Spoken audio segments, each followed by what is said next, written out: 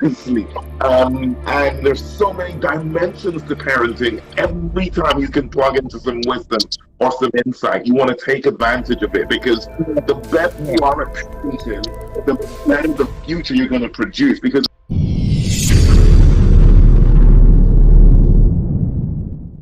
hello, everybody. Hi, if you're joining me live or if you're watching the replay, good evening. My name is Bukola Jolugu, fondly referred to as Kiki, and I'm the founder of Joshua Zami, a leading global organization where we equip parents to raise wholesome teenage boys to become young men. Hi, Falakemi, Fruitful Finger. Hi, DJ. Hi, everyone. Thank you for joining me. So tonight, in preparation for thank you, sis. In preparation for our third annual summit, Parenting Today's Teenage Boys Summit 2022, I've got one of the guests with me, and the beautiful thing is this guest it's been with us from the very beginning. We started this in 2020, but I won't go into all of that. I'll just pull DJ Sobanjo on, and then we will do this quick live just to talk about the summit, the vision of the summit, how it all started. Let me see now. How do I invite DJ on? Let's see. Yeah.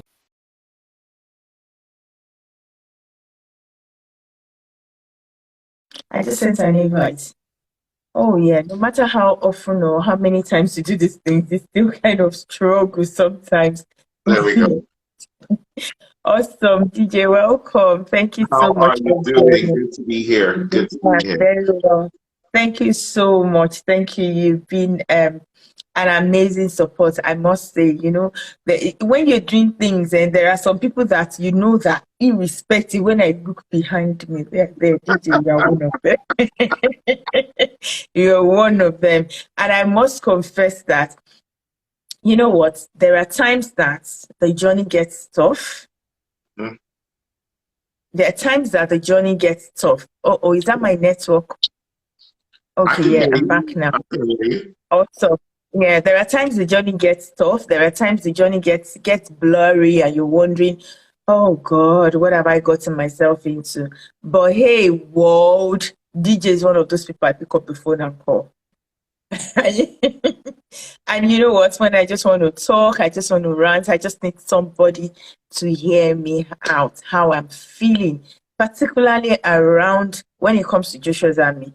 DJ is one of the people I pick up my phone and I call with all confidence, knowing that he will listen. Even if he doesn't have any advice, he would listen, he would pray with me, and sometimes he would advise me or say, you know what, great woman, that's how he calls me. Great woman, I'm going to go and come back to you. So DJ, I just want to use this medium to say thank you for all your support. Thank you for everything you've done for me and for Joshua's Army. Thank you. To be honest, it's an absolute privilege. I absolutely love what you're doing, and you know that I love this. I call it a ministry, and so I'm really excited to be a part of it in my own little way. So awesome. Awesome. Thank you very much. So, hey guys, welcome again to Chat with DJ. It's just a chat. It's in the evening. We've all had dinner before we lay our head to rest. Back to work tomorrow, right? Ooh, long bank holiday, long weekend is over. But we just thought, okay, we'll come and do this quick chat, and I've got just to chat about the conference that's coming up, the purpose of the conference, and, what you guys should look forward to. So today, in fairness, DJ is going to be doing most of the talking. But I'm putting you on the spot, DJ. I'm the only one who can do that. I wasn't expecting that, but let's see how it goes. But yeah, I'll just so the summit, Joshua's Army, has been for about 7 years. But the Parenting Today's Teenage Boys Summit started in 2020. DJ, I'm not sure. I'm sure you can remember when I had the vision to, bring parents of teenage boys together. Again, you were the one I called in 2020, and we kind of talked about it. We asked about the vision, what we want to achieve. And at that point, I think the thing that kind of, other than me praying, and every step I take in Joshua, I always pray and ask God for the leading, what next. And so at that point in time, I think there were a lot of stories about teenage boys, a lot of things going on in the home, because we were all kind of locked in. Yeah. And there were a lot of struggles. I'm sure you remember then. I think I've got two teenage boys, and I remember what we went through then. And I think it was in one of our chats that we said, you know what? We need to bring parents of teenage boys together. Let's talk about the reality of what is happening. And I am very real with my struggles, with my wins, and the journey God is taking me through. And I know GJ, you're one of those very real people around me. And in 2020, we just came together and we had the first Parenting Teenage Boys Summit.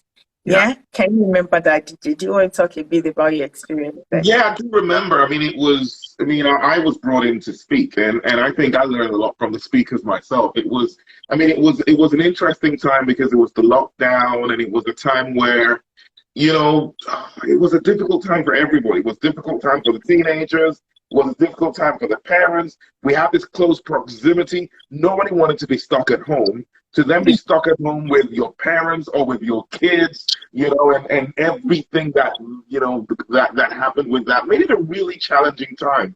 And I know that a lot of people who attended got so much out of it. It was the very first one. It was interesting. I mean, the one thing I noticed, we had more moms than dads, which is why we try to fix that in 2021.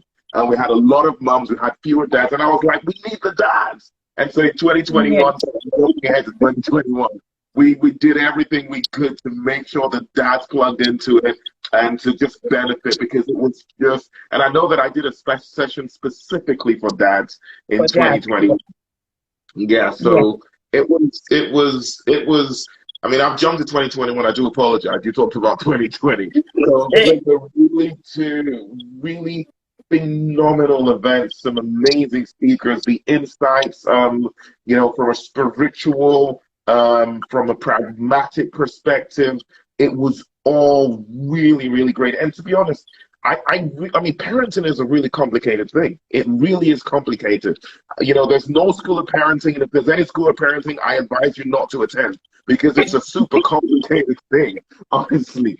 And there's so many dimensions to parenting. Every time you can plug into some wisdom or some insight, you want to take advantage of it, because the better you are at parenting, the better the future you're going to produce. Because the thing is this, the future of your child, the person they get married to, the person that they work with, the person who works for them, the person that they work for, the people who they bring into this world, right? And even the people that they bring into this world will get married to are impacted by how well you parent them. This is huge, right? In fact, their neighbors, the neighbors of your children are going to be impacted by how well you parent your children.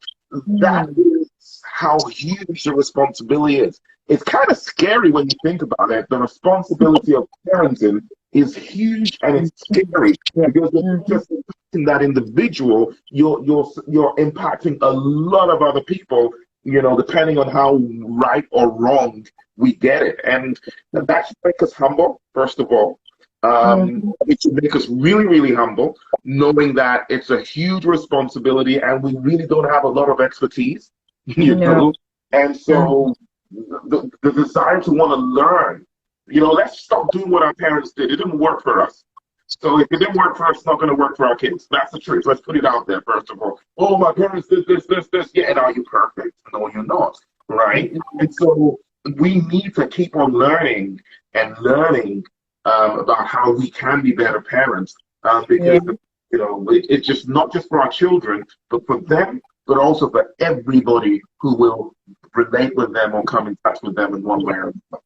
Yeah, I like the way, one thing, DJ, you're always very straight to the point. No beating around the bush. It didn't work. It's not working. It didn't work. But you know what? Like you said, there's something I said some time ago. I was with a group of ladies. We're talking, and one of the questions that one of the ladies asked, I can't remember what we're talking about, but it just got to the point of parenting because we're all mothers. And one of them just said, so if our parents did this, they did that, they did that. And so why is it that we are learning? There are so many resources out there for us these days. So one question is, how come there weren't resources for our parents? Another question that was asked on the group is, how come there are resources for us now and most of us are not maximizing the resources? And okay. I would answer the first question. DJ, you would answer the second question. What I said on the call for the first question was, the Bible says the path of the righteous shines brighter and brighter. So I said, well, I take it that my parents' path was bright. Mine is brighter. My children's will be brighter, and then it becomes brighter and brighter. So that means as we go on, we become more enlightened. We become more open. I mean, there are the wise counsel becomes more available to us, more and more and more. But again, it now depends on what we do with those wise counsel. Or the wise counsel now depends on us. But the second question now, DJ, which I think I've touched on a bit, is, so why are we not doing anything with all of these resources that are available to us as parents? I think that first of all, two things. I do not believe our parents don't have resources. I believe they were very well resourced. I believe they were very well resourced, probably even more resourced than we are. And think about it. If you look at our parents and our parents' parents, they were mentored by their parents. They had systems. They had systems that they went into, where they had to be prepared for marriage and prepared. And even what happens is a father. This is what men did back in the day, right? Once their son becomes of age, once he becomes an adolescent, what the father does is he takes the boy under his wing. His job now is to make this boy a man. He will begin. So he takes him out. He said, can you see what happened with your mom? Can you see when you did that? What did I do? Why do you think I did that? He's beginning to prepare his son, for the future. Can you see your little sister? Can you see what happened there? What did I do? Why do you think I did that? Why do you think I did that and not this? He's beginning to groom him. He's beginning to prepare him. He's beginning to train him, right? That's what they had, because the son will go, while the son is learning the trade with his father, he's also learning about life with his father. So there was a system in place to transfer what we had to the next generations. We don't have that anymore. We don't have that anymore. We are a generation whose fathers were at work. And I'm talking particularly about sons right now. So when we talk about resourcing, information on the internet is not necessarily resourcing. Yeah. Mm-hmm. Right? Because it's easy. Well, there's a bunch of stuff on there. Most of the stuff on there is rubbish. So the reality is, how do you sift through all of that and then get the really useful stuff that will help you? Right? So the danger we have today is the danger of misinformation. And when we talk about parenting, misinformation is really dangerous. So I just felt to put that out there to say there's no generation that is advantaged or disadvantaged. It's really down to us as individuals. Yeah, what we do with what we have. Yeah. This is it. Before we even start looking at resourcing, the first thing is this: what is your commitment to being a good parent? That's the first thing. What is my commitment to being a good parent? Before we look at what's available, everything in the world could be available. If I have zero commitment, so for example, right? Let's use me as an example, right? Everything is available for me to be physically fit. A lot fitter than I am right now. But I'm not as fit as I should be. DJ, you've been saying this for the past 5 years. No, it's since the lockdown. It's since the lockdown. The lockdown messed me up and I haven't recovered. I am lazy, I eat unhealthily, and I know that, and someone needs to give me a slap over the head, but the resources are there. Yeah. I have access to the resources. In fact, I was in a fitness program and I got really, but it's all there. All of my old stuff is there. I'm a little older. Well, I'm older, right? So I can get on a regime that aligns with my age. The Yeah. resources is there, but where is my commitment? I So see. it's not about resourcing. It really is. I think we should come to most parents, fathers especially, are not committed to parenting their sons to be the best versions of themselves. They're not committed. They like it, they value it, they say it's important to them, but they're not committed to it. So because if they're committed, then we can start looking at, okay, how do you do this? But there's no point talking about how do you do this when it's not important to you. How do I know it's not important to you? Because when That's your son has a my school question. open day, you're not even there at your son's school open day. If they have a meeting online in your church where they say parents come along, you don't go, you send money. That shows you're not committed to your son. Sorry, saying it as it is. We men, and I'm talking to men specifically, it's not about resourcing, it's about commitment. Before we jump to resourcing, let's ask ourselves, how committed am I to ensuring that I parent this boy or girl, if it's a teen girl, to be the best version of themselves? So it's not a resourcing issue. So the question is, well, how come we have all these resources? Because it's not about resourcing, it's about commitment. So why do we struggle with this commitment thing?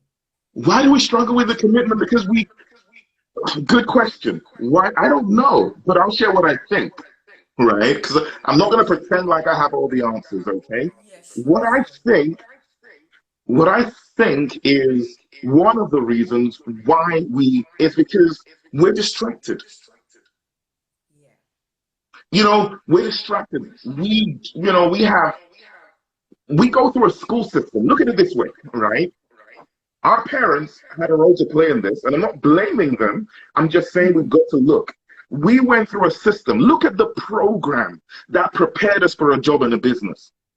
Right from preschool, we were learning our ABCs and all of that, right? And then we went through primary education. Everything was preparing us for all of that. We went through secondary school education. Everything in secondary school was preparing us for the marketplace. We then go through university, and some people go ahead and do the masters and the second masters and the PhDs and them things, right? All that stuff is preparing you for the marketplace. It's sending a message that's important to you. What preparation did we go through for parenting? So we're conditioned to believe our most important priority in life is the marketplace, not in the home. We've prepared so much for it, we haven't prepared. And so there's and when we order and prioritize, and I'm saying this is what I think. There's no science behind this. This is my observation, and I need to acknowledge that. Okay. So don't say, well, I'm just saying this is what I think. Yeah. We don't know how important it is. Now we kind of know, but we don't really know. Why? Because if we've been trained, if our parents had trained us to parent, we will pay more attention to it. Our parents didn't train us to parent. So all we do is want to copy. They didn't sit down and help us understand how to do things, why you do things. We weren't trained. So we haven't been trained, so our brain has not attached value to it. And so we don't intentionally value. Value. So for me, it's what we value, we pay attention to. And that part of our lives, like you said, our brains have not attached value to that aspect of our life. And unfortunately, you're very right, because a lot of the time, even when I'm having these conversations with parents, fathers, I hear words like, they will be all right. It's their life. They're going to be all right. At this age, I was already doing this. So at 14, I was already doing this. If you can't do that at 14, then I don't know what to do. And in fairness, sometimes I empathize with them because they don't know what to do.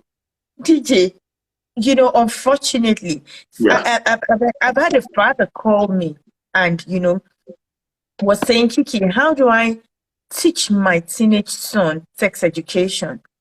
I don't know how to talk to him. I don't know what to say to him. So that was like a process we had to go through. One step, okay, this is how we're going to start, this is how we're going to start. But, and if, like I said earlier on, because in fairness, DJ, they don't know what to do. A lot of us are lost. We don't know what to do. And like you said, there is information overload. Everywhere there is something. And so I'm just thinking now, how do we see?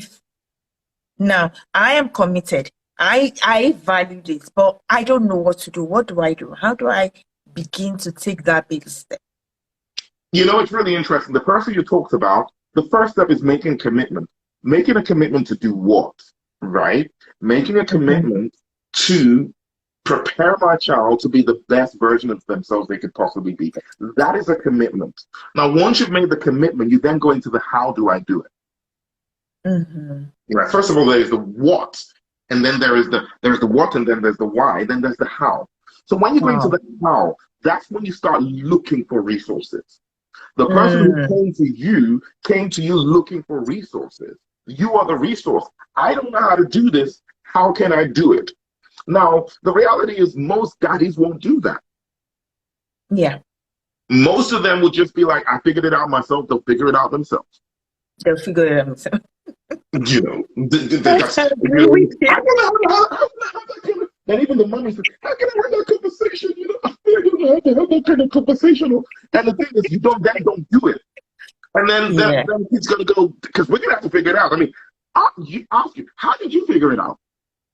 Would it have been better if you figured it out in a better way than the way we figured it out? Because I know how I figured it out, and I wish my parents had had a conversation with me, right? and so the thing is, I personally think that once you've made the commitment and then you understand why, and the why is simply this.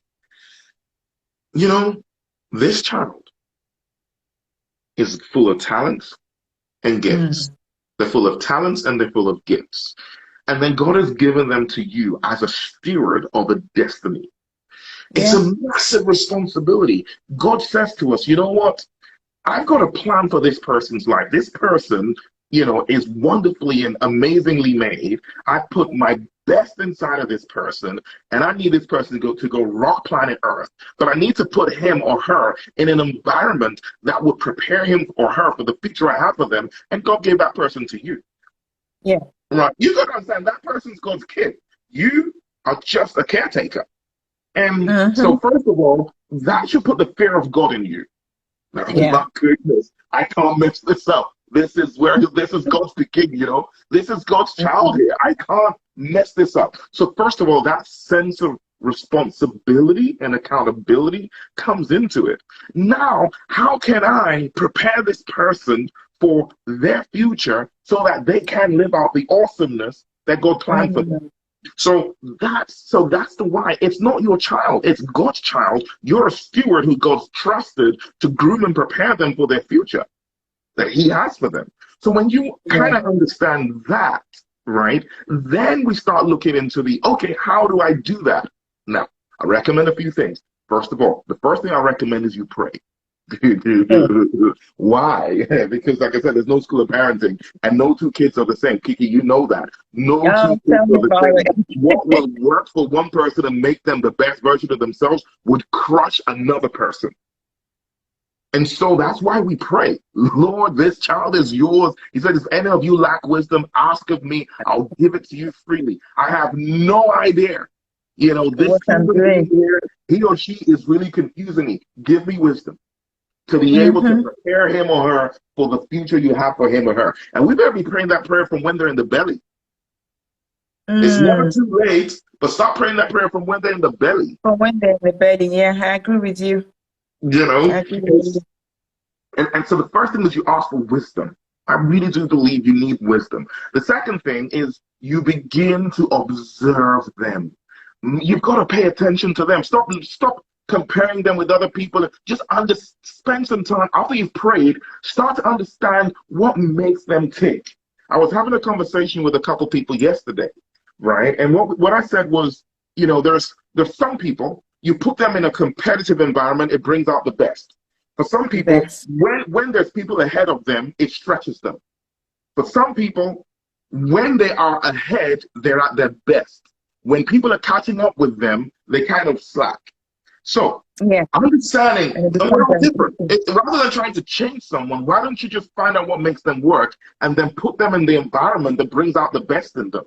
The challenge with many of us is, well, it worked for his brother. Why can't you be like your brother? Well, he ain't like his brother. Wake up and smell the coffee, right? Stop trying to make this person to be like his brother or sister. Kind of move them out and then try to put him in an environment that enables his or her brilliance to shine. One of the things that we do, and especially African parents, what we're doing, why can't you be like your brother? Well, he can't be like his brother because he isn't his brother. End of story. So you've got to take the time to get to know this individual, right? And that's the hard work.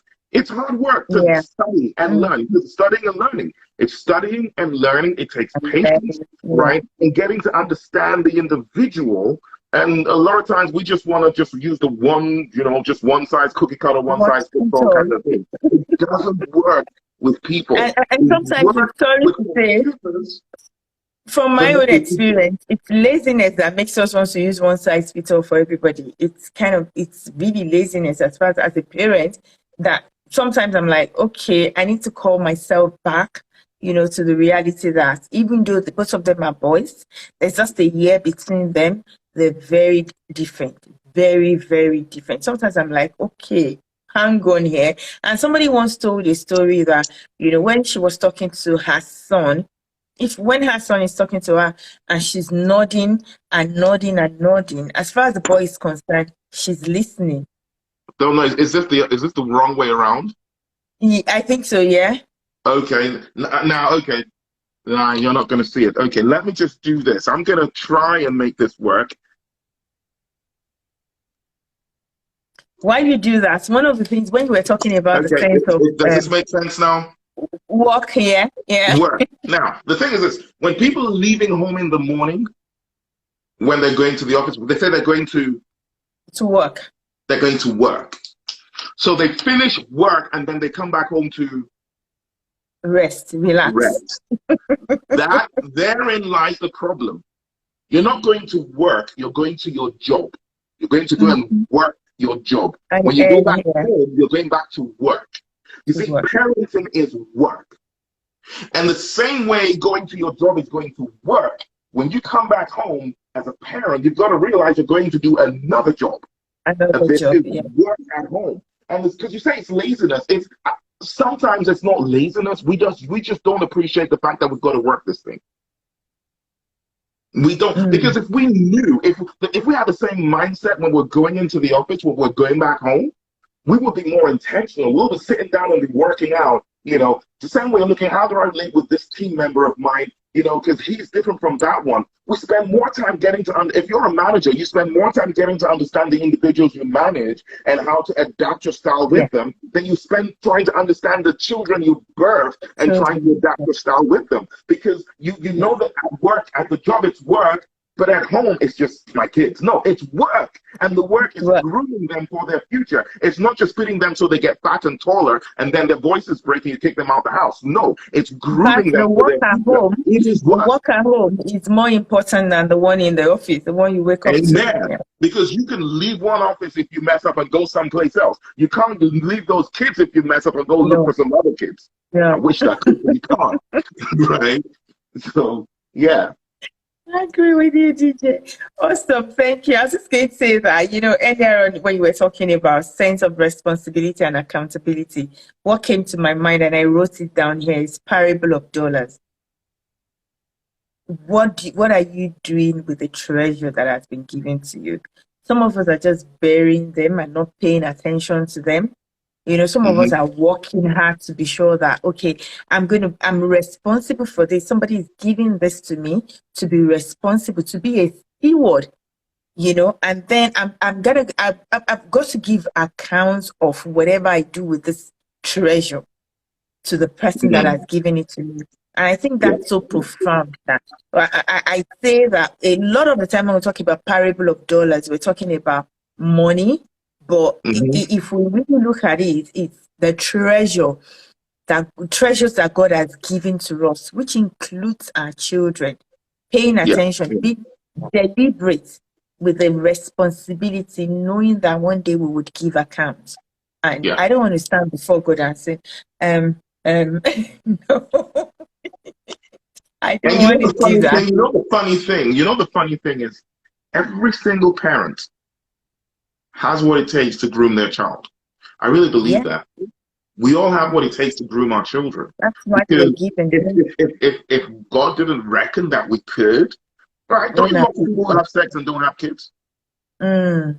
Right? If God felt that you were going to be a rubbish parent, you could have sex however many times you want. You know, it's just not going to happen because he's like, nah, he's going to ruin that kid's life. I'm not going to let it happen. Even the Mm-hmm. person who is the most damaged person, they have the capacity to groom their kids well.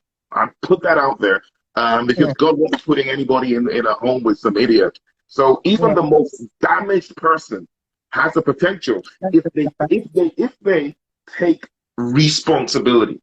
Because the mm. moment someone realizes this person is God's child and I have a responsibility, if there's any area of my life I need to fix in order to be a good parent, I will invest in fixing it. Yeah, So, for example, if I have a problem with drinking and I realize every time I drink, I'm rubbish around my kids, and I know that I have a responsibility for preparing them for the future, I'll go get help. I'll go get help with my drinking problem because I need to be a good parent. a good parent. Yeah, yeah. So I honestly, agree that's with what I you. believe. I think it really comes down to that sense of responsibility. Yeah, awesome. Thank you so much, DJ. I think a lot have been said here tonight. And just to wrap up, DJ, we're planning again, like as we said earlier on, for the third Parenting Today's Teenage Boys Summit. So, Mhm. what are your thoughts about the summit, and what do you want to say to people? I'm just gonna put this out there. If you know anyone who has teenage boys or preteen boys, actually, let's start talking about that. Actually, you know what? Preteen boys, preteen boys, as well as teen boys, because all them people, the people you're coming here when your son's 18 or 19, you could have come when your son was 11. Right, Yeah. and really got a lot out of it and begin to prepare them. So anyone who's got Mm, boys, right? yeah. Trust me, I don't care how much. Listen, let me put it to you now, right? I know right now your boy loves you. Like if your boy is a preteen, he loves you and he's always around you and all of that. It's gonna change when the voice break. It's gonna change when the voice break. I promise you. Navigating the teen years. Teen years are the most difficult. It's the most difficult period for both the boys and their parents. Yeah. It's the most difficult period for children is teen years. The most difficult period for parents is when their children are teenagers. And so, really equipping yourself, this summit is about equipping you to navigate this challenging phase of their lives. It's challenging for both parties. I need us to understand that. A lot of times we can get irritated by our teenage kids. They're getting irritated by you as well because we don't know what to do, right, to really manage them in this space. And so they're frustrating us by what we're doing. We're frustrating them by what we're doing. And so it just creates a lot of tension and everyone's frustrated and we live in the same house. It's a really challenging time. Those of us who have teenage kids understand me. Those of us whose kids are not teenagers don't believe their kids are ever going to do that. We'll see. My advice to you is plug into this. But do me a favor, share this summit with every single person who has a boy child. And I can put it out there too. Anyone with a girl child will benefit as well. We're just targeting boy children. But anybody who's got a boy child, plug them into this. It's gonna be great. It's gonna be really great. We've got some amazing people. I know we're gonna have a panel. So you can, rather than, you can ask questions. So this time you can ask a ton of questions. I'm gonna be there. Some other phenomenal people are gonna be there. And we're gonna get your questions answered. It's gonna be a really, really good one. And I'm looking forward to being a part of this. We're gonna have a blast. Yeah, we're going to have a blast. I believe that. And I personally am looking forward to that point, that session with you guys, you, DJ, Shalala, Bidupe, Joachim, and the rest of them. And you know what? Where we're just going to be asking questions. This is us keeping it real. Yes, we want to come, we want to be equipped, we want to learn, we want to be taught.